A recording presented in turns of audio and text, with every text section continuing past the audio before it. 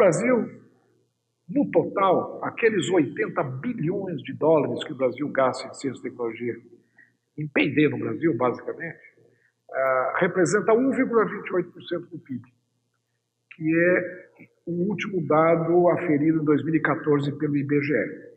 E aquele dado que eu havia mencionado, o setor privado e o setor público, basicamente gastando o mesmo montante. O setor público, 0,67, e o setor privado, 0,64, e o setor privado, 0,64.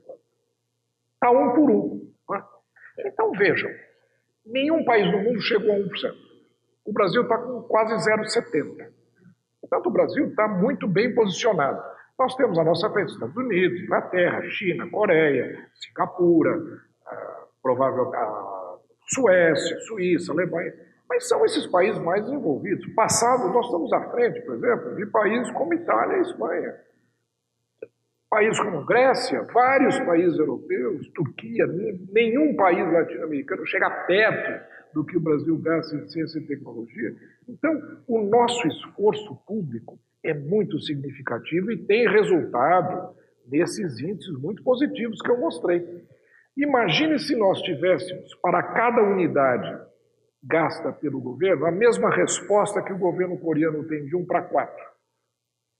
Como nós gastamos 0,7, o setor privado estaria gastando 2,8, nós teríamos um índice de mais de 3% do PIB. Nós seríamos provavelmente o terceiro país que mais gasta ou gastaria em ciência, tecnologia e inovação no mundo, atrás apenas dos Estados Unidos e China e Coreia. Então vejam, o grande desafio hoje, e por isso é que esse debate aqui do Instituto de Engenharia, que reúne engenheiros do setor privado, do setor produtivo, é fundamental. Há que se buscar as razões pelas quais a empresa brasileira não tem investido tanto em ciência e tecnologia quanto deveria e quanto outros países fazem.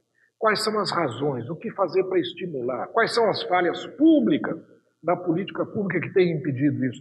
Mas também, o que é que tem desmotivado o setor privado? Por exemplo, alguns dizem que boa parte do setor produtivo brasileiro são de grandes multinacionais, que, em geral, têm os seus centros de pesquisa em outros países e não fazem pesquisa aqui. Nós apenas importamos tecnologia gerada no exterior. Essa pode ser uma razão. Por outro lado, se é uma razão, há que se fazer uma política que estimule essas multinacionais a fazerem seus centros de pesquisa e desenvolvimento no Brasil, como algumas têm feito. A Microsoft,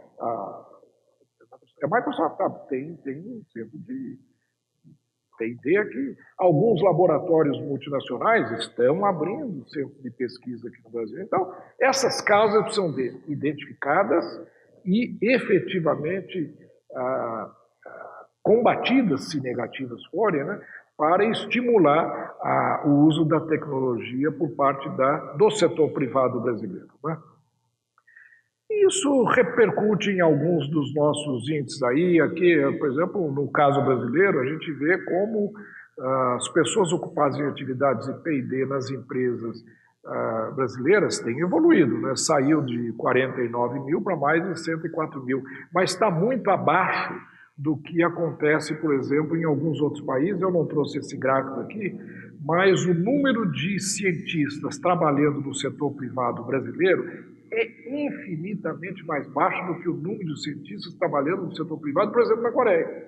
O cientista brasileiro trabalha ou na universidade ou em laboratórios públicos, e não na empresa. Ao passo que nos países como Estados Unidos e vários outros mais avançados, o número de cientistas empregados nas empresas, nos seus centros de pesquisa, supera também os ocupados no setor público. Então, são essas questões que nós precisamos discutir.